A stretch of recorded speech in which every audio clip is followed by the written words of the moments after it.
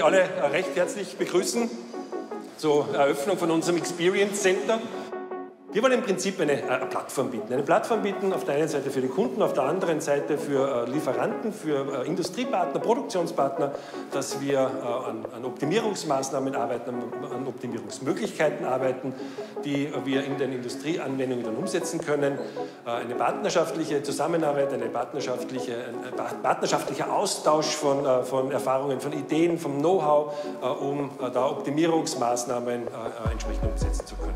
Soweit ist es. Darf ich das Experience Center als eröffnet erklären?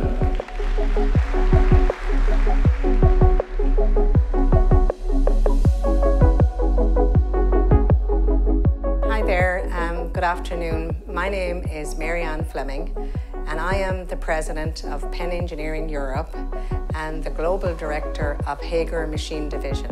The Experience Center has been just an amazing event for us today. We love the layout, the display of our products and our equipment, and the total atmosphere here is just so positive. Über 25 Jahren arbeiten wir erfolgreich mit der KVT zusammen. Also dieses Experience Center ist eine tolle Ausstellungslage.